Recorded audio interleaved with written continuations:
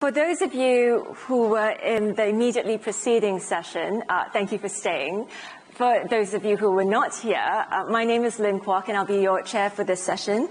I'd like to extend a very warm welcome to all of you to this session on the connected security of Europe and Asia. Both theatres have traditionally been considered as separate and distinct security theatres. But challenges in the South China Sea, the war in Ukraine, the technological and military cooperation between China, Russia, Iran, North Korea, or the CRINC countries, show, I believe, how intertwined the two regions are. And just this afternoon, at the session on transatlantic security, which I believe many of you would have been at, we heard several speakers, including the Secretary General of NATO, say that if we don't get Ukraine right, then there goes Taiwan. So, despite these connections, I believe there are many countries who still do not accept the connectedness or the security connectedness between the two regions, or if they do believe it, don't believe that they have to act on it. So there are many in the global south and even key US partners who question whether what happens in Europe matters to the rest of the world. And now, with the new US administration in place, it's becoming increasingly clear that even the United States might not consider the two theaters to be connected. One of the biggest developments this week has been how Washington has made clear to Europe that it must take primary responsibility for its own continent so that Washington can focus on China. There's a lot to cover in this session, but today I think we'll focus on three key issues. First, whether the United States' approach towards the settlement of Russia's illegal war against Ukraine, the pushing of Ukraine towards a peace deal with Russia, increases or decreases the risk of conflict in the Indo-Pacific, particularly over Taiwan. Second, what the shift in focus from supporting Europe to competing with China means for US allies and partners in the Indo-Pacific. Is this shift likely to reassure allies like South Korea and Japan, or does it raise concerns about US reliability in terms of it being an ally? And should countries in the region consider perhaps that they need to take matters into their own hands a little bit more, such as developing nuclear deterrence? And finally, how should NATO and Indo-Pacific partners work together to respond to common challenges, including increasing coordination between China, Russia, Iran, and North Korea, as well as shifting US commitments? So three large issues on the cards. To explore these questions, I'm delighted today to be joined by an outstanding panel. To my immediate right, we have Cho Tae-yul, Minister of Foreign Affairs, Republic of Korea. Welcome.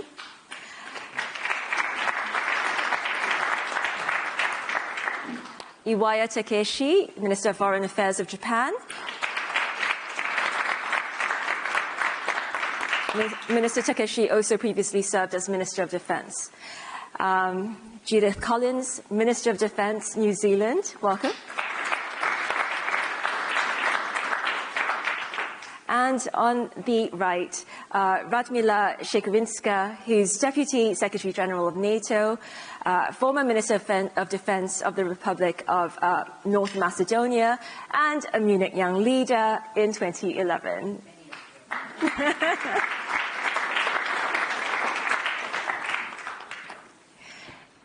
So let's start with Minister Iwaya, please. Japan has repeatedly warned that Ukraine today could be East Asia tomorrow. I believe it was your then Prime Minister Fumio Kishida who mentioned it in 2022 at a security dialogue in Singapore. Could the United States approach towards the settlement of Russia's illegal war against Ukraine increase the risk of conflict in the Indo-Pacific, particularly over Taiwan? What are Japan's views on this? Hi. Thank you. I will speak in Japanese, so please use headset. Thank you. Looking at Ukraine and also Taiwan and the situation of both of these countries, how this pans out is very important for the stability of the international community. And the Russian invasion of Ukraine has had a huge impact in terms of the international order. We are seeing this collapse, really. And of course, this will have a huge impact in terms of the situation in Asia. At least this is our thinking. As for Ukraine and the approach towards this, we are really seeing this start. And as far as we're concerned, we have expectations vis-à-vis the USA leadership in this regard. And of course, to have the correct ending, the right ending, is very important. What do I mean by this? In the Ukraine, there must be a fair and lasting peace established in the Ukraine. This is where we should be heading. Russia ending up as a winner is such an ending must not happen. In terms of Asia's security and also the global security, the outcome of the Ukrainian war may have a huge impact on our global security environment, and this is one of the major concerns. Regarding Taiwan and the situation there, it goes without saying that China and Taiwan's relationship must be resolved in a peaceful manner through dialogue. And this has been our consistent policy and approach in terms of this matter until now. So we have directly communicated this point to China and have communicated this point clearly as a common position amongst many countries. In terms of the Taiwan Strait, the importance of the stability and peace here, it is something that we must communicate strongly and clearly to China. And as for our allies and like-minded countries, of course, here I'm including the European countries, this is an area in which we must have close collaboration amongst us. Just the last day, I took part in the Japan-US summit accompanying the Japanese Prime Minister, Mr. Ishida. And this issue actually was raised at the Japan-US summit also. And the peace and stability, maintaining this in the Taiwan Strait, was recognized as an important commitment by the two heads of states. Unfortunately, at the moment, we see division and conflict in the world. But all countries must work together, and through dialogue, we must lead towards harmony and cooperation. We must cooperate to this end, and Japan will play its role in this undertaking. Thank you very much, Minister Iwaya. Just a follow-up question to what you said earlier. You mentioned that the outcome or the conclusion, the fairness and sustainability of this, of a lasting peace in Ukraine will impact developments in the Indo-Pacific, because if countries like Russia are allowed to illegally invade another country and legitimately gain territory through those means, then that will have implications for the rest of the world. However, the United States has also talked about moving away from Europe so that it can, or ensuring that they don't put primary focus on Europe so that they can focus on China. Is that not an argument, perhaps, for saying that there would be greater deterrence in Indo-Pacific and therefore conflict there might be less likely? And I suspect that this might be an argument that some in the administration might make. The argument of deterrence because of the U.S. focus on China and the Indo-Pacific. So less risk of conflict over Taiwan.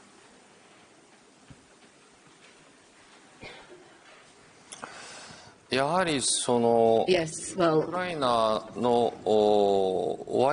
how the scenario ends in Ukraine and the importance of that we do not have the right ending, we are going to be putting out the wrong message, I believe. And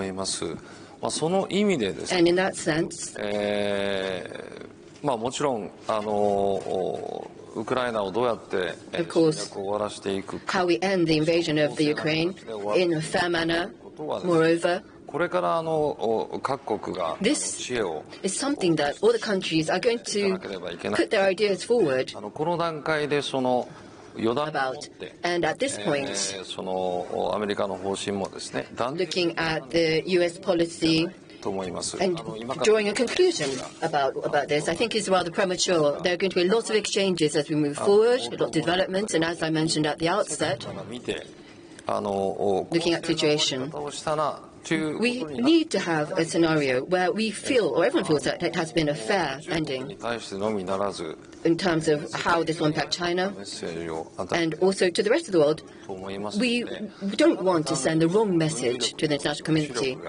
So deterrence or military power alone が防げるということではなくて will not prevent an invasion, perhaps, but 終わるということが the correct ending, the right ending, and ensuring that we have that, I think that is the important point here. Thank you for the clarity on that. Very quickly, you mentioned your Prime Minister's summit with President Trump last week, I believe. And what you said suggested that you came away quite reassured about the U.S. commitment in the Indo-Pacific in respect of security regarding Taiwan. Did you come away from that meeting, or was transatlantic security discussed at all? Did you come away from that meeting reassured about the U.S. commitment towards its European allies and the connectedness between the two regions? ですね、最初の日米首脳会談だったので、 It was the very first Japan-US summit. So time was limited, of course. 話題の中心はこれから And in terms of the main topic, this was very much a Japan-US relationship, of course, how this is going to pan out. And the free and the open Indo-Pacific, we call it the FOIP, of course, that was the main subject of discussion at this most recent Japan-US summit, of ヨーロ course. ッパやその他の In terms of Europe and 地域情 the 勢までは other countries, I think it's fair to say that we weren't able to take sufficient time to have in-depth discussions about other points. 当初トランプ政権というのは The Trump 同 administration, 盟国との関係、同志 in 国との terms of its relation with the allies or like-minded 関係 countries, 重要視しないのではないかという心配がですね there were some concerns that perhaps they wouldn't place as much importance on these relations. I'm sure some concerns were voiced to this effect. 私は But トランプ大統領のその就任式に出席をしたんですが I took part in the inauguration ceremony マルコ・ルビオ of President 長 Trump, 官がですね and 承認をされました after that, Mark Rubio was approved in the 国務長 Congress 官が国 and 務省に the Secretary of State, 1時間 and just 1 hour after him 外相 reaching his office, 1 hour after that, the Quad meeting was actually held. And at that meeting 同 already, 盟はもとより日米 the Japan-US and the Japan-US, South Korea and the Japan-US, Philippines, and the relationship, the Quad relation. 関係をこれからも重要視していくというメッセージをですね The message that these relationships were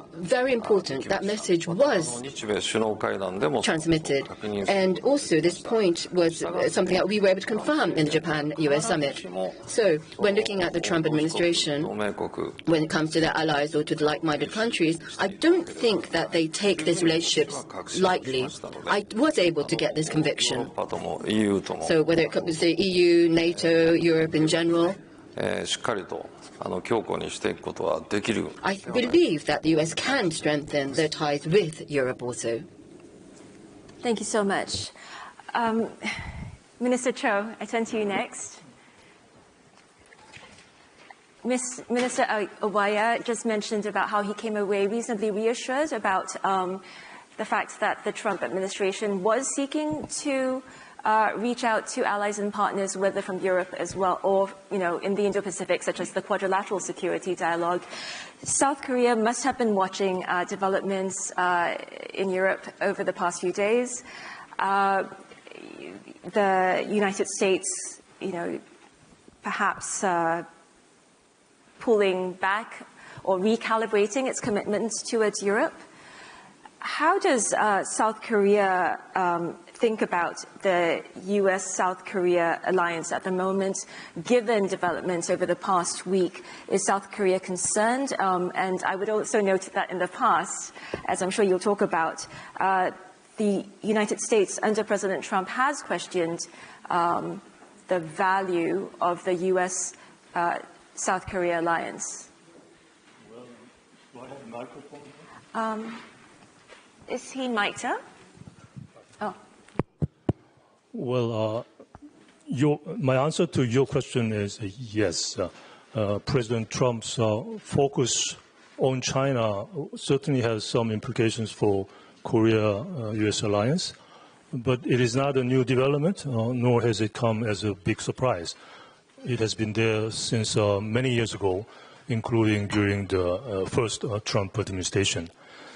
So we have had a period of kind of adjustment period in terms of dealing how to address these changing circumstances. But that does not necessarily mean that we don't have any concerns or problems on our part in managing the two relations, I mean the Korea-US alliance and Korea-China partnership.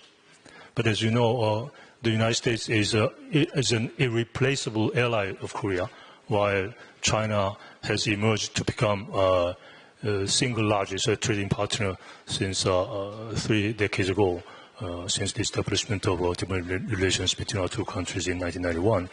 So it is only natural that keeping the two relations in harmony best serves the national interests of Korea. Mm-hmm. But this is easier said than done. It is particularly so when it comes to economic issues, which involves commercial interest of our business community. So, but one thing that is quite clear is that alliance is alliance and partnership is partnership. There should be no absolute equivalence or parity between the two. But that does not necessarily mean that the Korea-US alliance and Korea-China partnership is a zero-sum relations. We can continue to improve our relations with Beijing while continue to upgrading our strong alliance with Washington. But when I sit down together with my Chinese and American colleagues, I always make it clear, this point clear to all of them. And then this is the message we are going to send out to both partners. But particularly when it comes to the security issues, there's a limit to what we can do to accommodate demands from Beijing. If something happens and if we have to make a decision, then we will act and decide in accordance with the spirit of alliance under the Mutual Defense Treaty we concluded in 1953. In dealing with the challenges coming out of a strategic competition between U.S. and China, I believe transparency and predictability of our policy is very important. We must let Beijing and Washington know where we stand between the two, in both our overall stance and our positions on specific issues. And we should not act in a way that would allow Beijing to have overly high expectations about the actions and decisions to take. The higher the expectation, then the greater the disappointment. So the best approach is to minimize the negative impact of the Korea-US-China competition on our bilateral relations with the two. As I believe the Korea-US alliance and the Korea-China partnership is not a zero-sum relationship, I still believe that there are many rooms and areas where we can seek win-win solutions. This is the state of affairs in dealing with the strategic competition between U.S. and China in Indo-Pacific region. Thank you very much. You focus primarily on responding to how the United States refocus on China might impact Korea. and how Korea is sort of balancing between China as well as the United States. But I'd like you to address your mind specifically to how South Korea feels about the United States in the past week recalibrating away from Europe and towards China. So the focus is on the recalibration away from Europe. Does that make South Korea more worried about the reliability of the U.S. security umbrella towards South Korea? And if so, you talked about the United States being an irreplaceable ally. But if the U.S. security guarantee is no longer on the table, is Korea, or should Korea be thinking about a plan B, such as nuclear deterrence? No, not at all. Even if the President Trump has been dealing with the foreign relations from a transactional point of view, but there is a strong bipartisan support in Washington about the ironclad Korea-US alliance and the importance of the Korea-US alliance, not only in dealing with the regional security, but also the global security issues. So we have no doubt about the U.S. commitment to the ironclad and robust Korea-US alliance, but maybe some sort of nuanced differences in the approach to dealing with security issues in the Korean Peninsula and in Northeast Asia. From their own perspectives, shifting the focus away from Europe and on China. But automatically and naturally, I think there will be an increasing demand from Washington for a greater role for Korea to play in dealing with regional problems as well as a trans-regional security threat, which is represented by mostly increasing military cooperation between Russia and North Korea in the war in Ukraine. So the closer military cooperation between Russia and North Korea is a hard evidence of the growing linkage of the securities between the two regions. And as other colleagues may make comments on the role of China and its implications for regional and trans-regional security, I may have to focus my interventions on what North Korea has been doing in the war in Ukraine. Well, it is no longer a secret that North Korea has been providing Russians with munitions, artilleries, and missiles since the end of 2023. And in June last year, when President Putin visited Pyongyang to sign a security pact, and we didn't expect that the security pact between Russia and North Korea would be signed during his visit, but it is what happened in June last year, and soon afterwards, North Korea even sent ground troops to assist Russia in the war in Ukraine, and never in my living memory have any Asian nations participated in the war in Europe at the invitation by a European nation. So this is a big surprise for us. But the flip side, the military support by North Korea for Russia has been contributing significantly to escalating and prolonging the war in Ukraine. But the flip side of the story is no less threatening in terms of to the regional as well as trans-regional security. Well, as you know, as a quid pro quo for support for Russia, North Korea is seeking to obtain military assistance from Russia in order to enhance its ability to threaten not only South Korea and Japan, but also the United States and others around the world.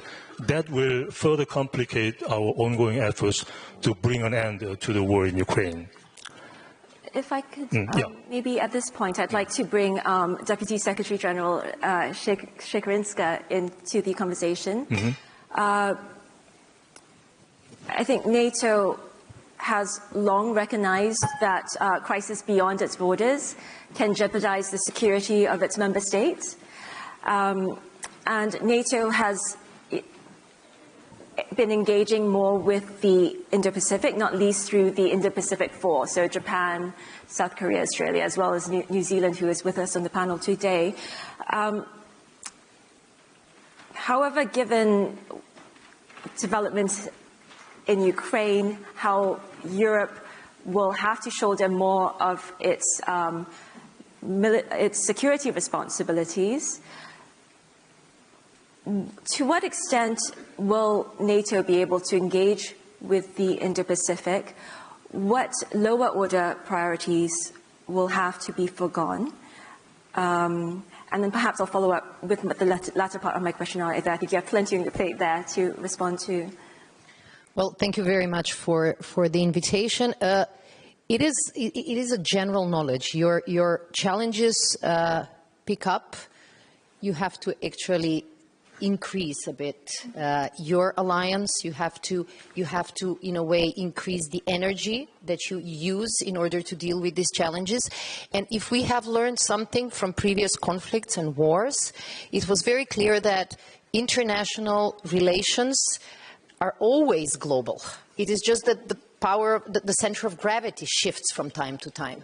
But what we have seen is that although we are oceans apart, our security concerns are very much intertwined. As we just heard from and Ukraine was probably the last example that has proven the point, because there were people who were skeptical about this initially, and there were people probably on both sides within NATO, but also among our Indo-Pacific partners, who were challenging the reasoning behind it. Is there really an interest? Is there a reason for this partnership? But I think that the war in Ukraine has proven them wrong, and the war in Ukraine is probably the last reminder that we have to work better together. There was a very explicit explanation on what has happened in Ukraine. I mean, initially, we knew about the political links. Nobody was surprised.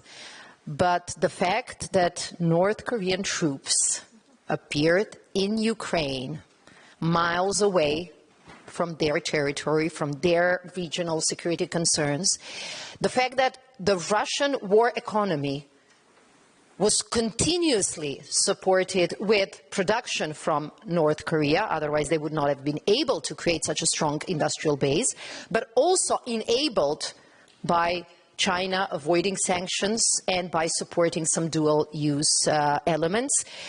This has proven that these kinds of theaters are slowly but surely merging. And we had no doubts that we can do more with our Indo-Pacific partners and that we should act with more coordination. And this was visible on various levels. I mean, let's just mention two of the priorities that NATO Secretary General always comes up with at each speech. If Europe needs to spend more, we also need to step up with defense production. And this is where Indo-Pacific and NATO have, a joint challenge. And what we have seen recently is very much a very open dialogue on how our cooperation can be visible. Many NATO countries are actually procuring a lot of military equipment from the Indo-Pacific. The Indo-Pacific countries are champions in innovation and technology, and this is why we have opened up really very much the cooperation in these areas. We have a joint project, if I'm not mistaken, by UK, Japan and Italy on developing next generation fighter jets. And this cooperation will continue to the benefit of everyone. But even on the issue of Ukraine, I think that the record is really solid. And let me really congratulate our Indo-Pacific partners for being there, being reliable partners, and understanding that what happens in Ukraine will not stay in Ukraine. And what is the ultimate outcome will have repercussions everywhere. On this, we all agree. We have opened up a command in Wiesbaden in Germany, the so-called NSATU, to practically channel allies' support to Ukraine.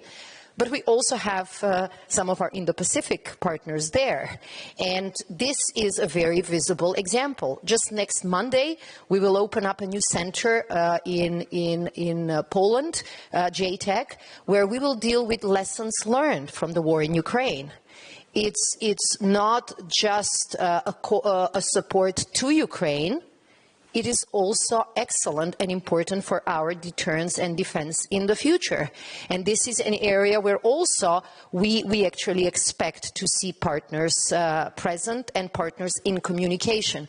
At the last 3 NATO summits, we have seen the presence of our Indo-Pacific allies, and this was, I think, an excellent show of not only solidarity, but shared concerns, shared threat perception, and partnership to do better together. So on Ukraine, I think the Indo-Pacific countries have shown that they do practice what they preach. I mean, they say Ukraine is important for all of us, and they made it visible. And this is how I think our cooperation should continue on trying to combine our joint interests. Just a quick follow-up on something that you said. Or rather, just to clarify, does NATO's engagement in the Indo-Pacific, will that be a direct intervention, or is it through your Indo-Pacific 4 partners? No, what we do, you know that our area of responsibility is the North Atlantic. But our partnerships are there so that we cooperate on issues that we find are important to both of us. And when we talk about, I agree with all that was previously said on how global the repercussions of Ukraine's war are to everyone. The Russian aggression really shattered the international world order that we all worked on and really established. So we are interested in supporting Ukraine. The military cooperation, the military support has been substantial. At the Defense Ministerial 2 days ago, we have announced that the pledge that the allies have made to support Ukraine militarily with 40 billion euros was not only met, but exceeded. It went up to 52 billion euros. And that's not only because we want to show solidarity, but also because we know that supporting Ukraine is also a way of saying that our deterrence and defense is for real. A quick throw to you, Minister Cho. Deputy Secretary General just talked about working with Indo-Pacific 4 partners, not least in the area of defense production. South Korea has an important industry in that respect. And I believe there is demand, as I understand it, for South Korean munitions, etc.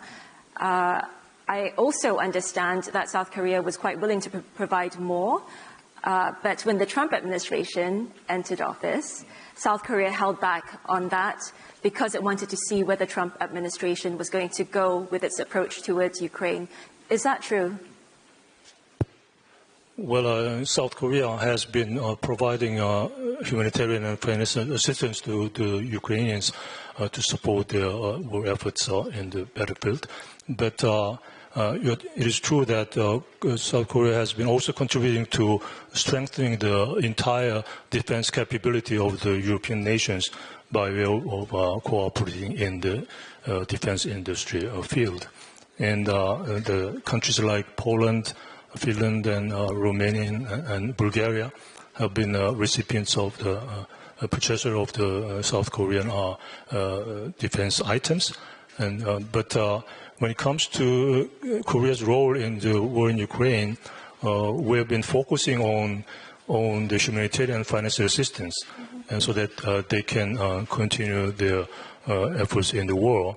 And last year we provided $4 million US dollar assistance to the Ukrainians, and starting from this year, for 4 years to come, we are going to provide $2 billion dollar package of financial assistance. So this kind of financial and humanitarian will continue to be there.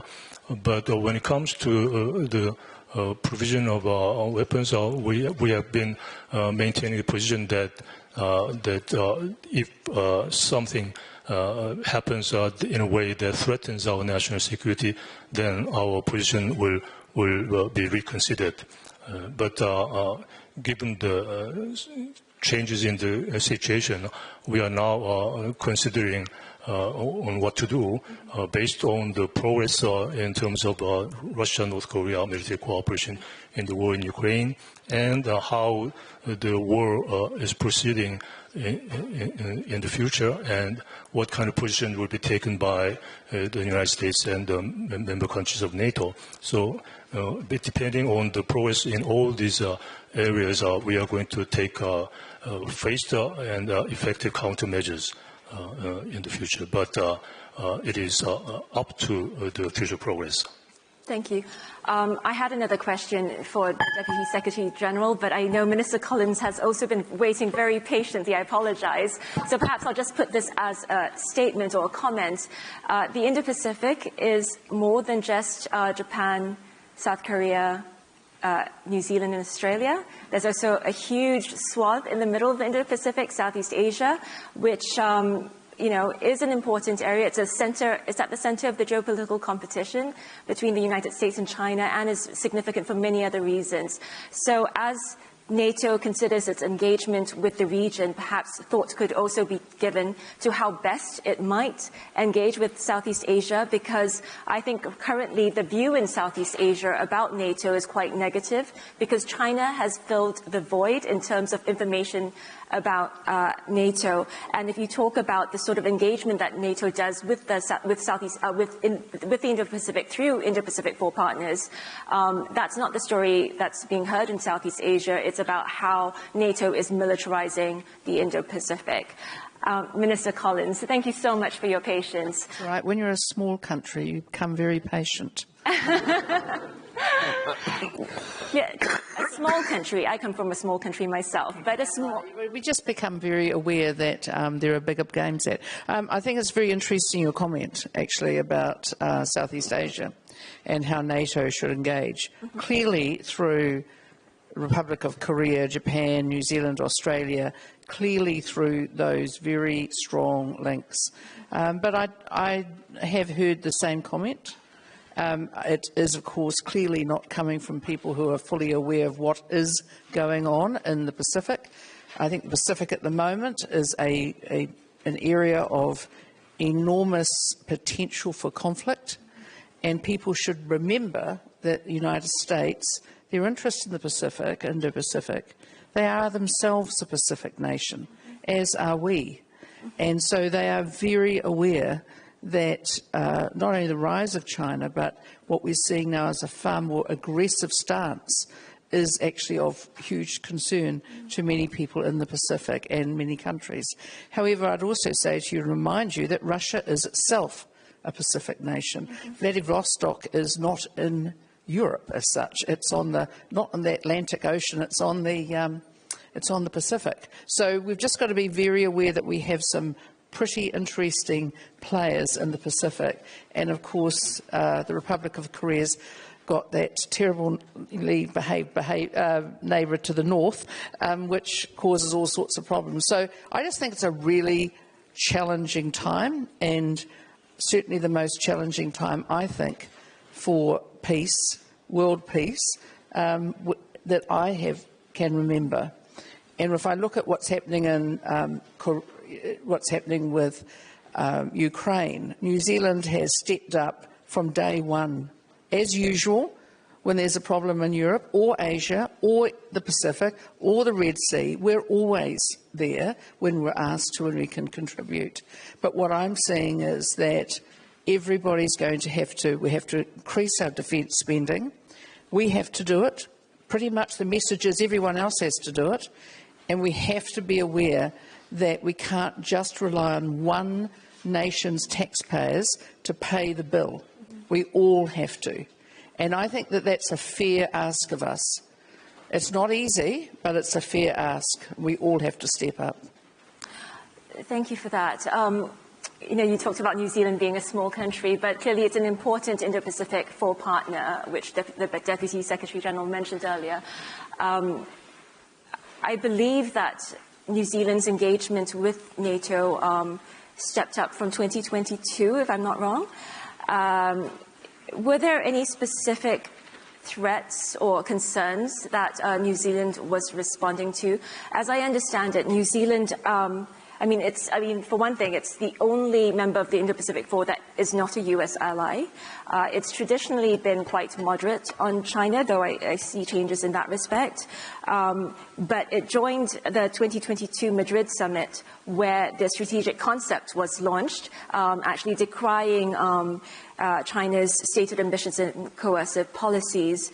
And just this morning, I believe, I heard on the news about the concerns that New Zealand has regarding the Cook Islands comprehensive strategic partnership with China. So could you speak more in specific terms about the sort of worrying developments that you saw in the region, specifically touching on New Zealand's national interests? No, well, you're quite right. So we are seeing enormous competition within the Pacific region, and it's useful for people to think. In Europe, people tend to think about land masses.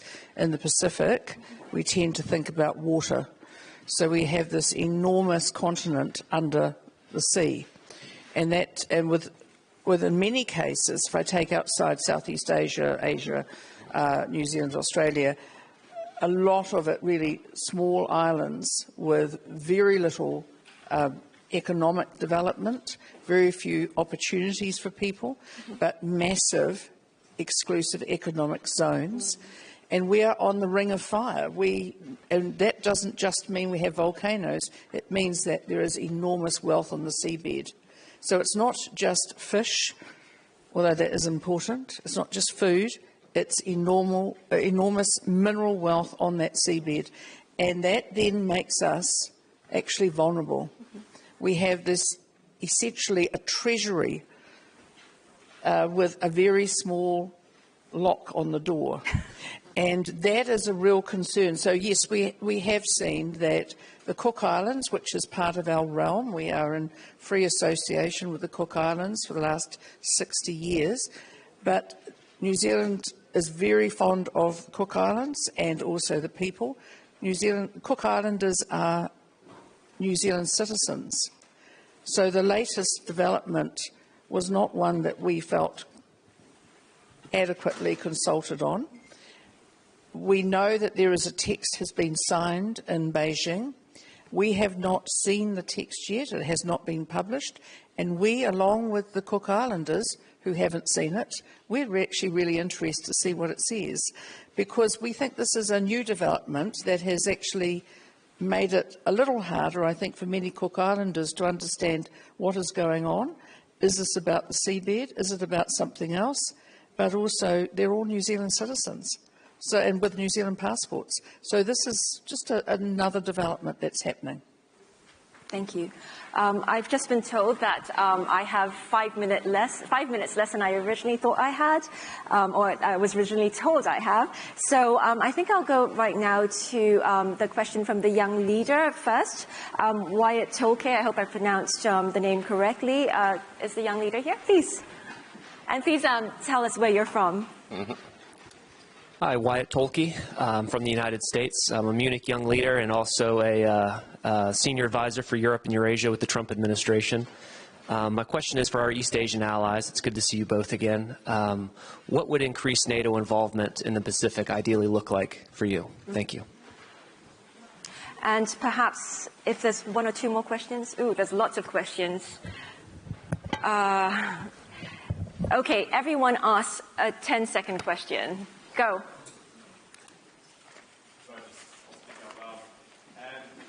Please wait for the microphone. So, Hervé Lemeilleux from the Lowy Institute in Sydney, and the question is for the East Asian ministers. The US is indispensable to all of us. I would argue it's even more indispensable to the Indo-Pacific allies than it is to Europe. And in that sense, the biggest contribution Europe could make to the Indo-Pacific security and military balance is to focus on its own continent and on Ukraine. So what would the effect be for Europe in failing to stand up to Russia in the absence of America, what would the effect be in Asia? And in reverse, would there not be some dividend for the Europeans prioritizing Ukraine above the Indo-Pacific, particularly if they succeed in holding back Russia over Ukraine, the universal currency of power, the message that would send to China? So wouldn't you agree then that Europe's focus and contribution to Indo-Pacific security is first and foremost in terms of what it does in Europe? Joshua Walker, also a former Munich Young Leader. Yeah. Iwaya Takeshi, ごめんなさい、ちょっと英語で頑張りますけど。Very simple question. Everybody wants to know, how do you deal with Trump? You were with him at the inauguration. You were just with him. Ishiba had the most successful visit. What's your biggest advice on dealing with Trump? And then two more very quickly, please. Thank you. My name is Sho Kawakita with the Kyoto News Senior Staff Writer. One for Minister Iwaya. I'm speaking in Japanese. Iwaya Takeshi, 公正で長続きする A fair and lasting peace was what you mentioned. もう少しそれを具体的に何が公正なのかという Could you be a bit more concrete about what you mean by fair? What does a fair peace mean? For the Minister Cho. No, sorry. I think that's enough. And yes.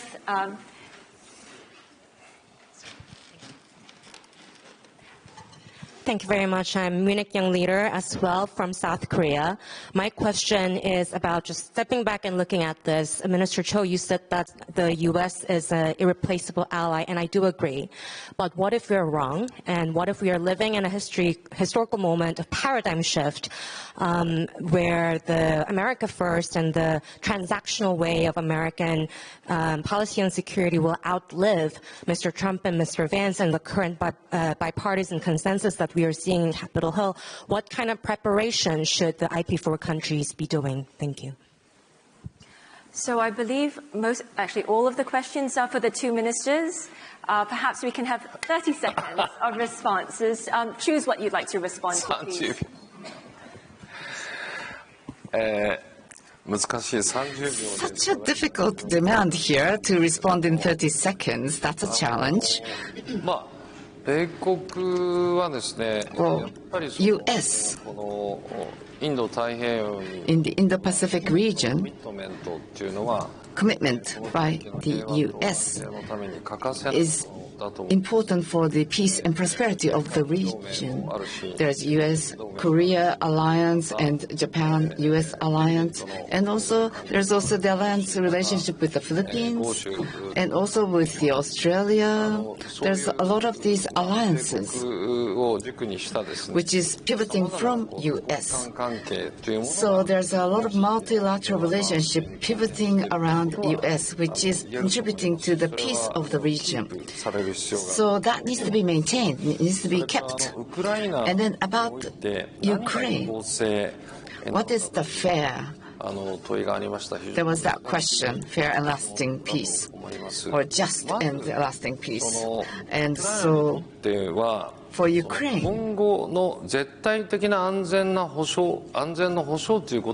the absolute security being guaranteed, that needs to be clarified in the solution for Ukraine. So when you say fair or just, respecting sovereignty and also territorial integrity, these are very important points. But maybe we may not just get to that solution in one go, but respect it. At least show a direction that that thinking is respected. At least that is what we need to get to. I think 30 seconds have passed. I've gone over my 30 seconds. So I will just leave it to Tae-yul, please. Time for me to answer? Yes, please. Just with the last question from my South Korean colleague, where she asked, what if I'm wrong in my firm belief in the bipartisan support in Washington? Well, that's the reason why there has been an increasing call for independent nuclear deterrent capability for South Korea and other countries in East Asia. But I think it is somewhat premature to talk about the Plan B, but Plan B is not on the table for now. but that does not mean that it will be off the table. But we have to be fully prepared whatever scenarios we can imagine in dealing with the security threat from the north and other parts of the region. But whatever scenarios will happen, we have to closely consult with our ally in Washington. So even if the Plan B is to be realized, we need support and agreement from our ally. Otherwise, there will be no chance at all for proceeding with the Plan B or COD. I understand that President Trump has in the past talked about how he supported Japan and South Korea going nuclear to counter North Korea. And so just one quick question.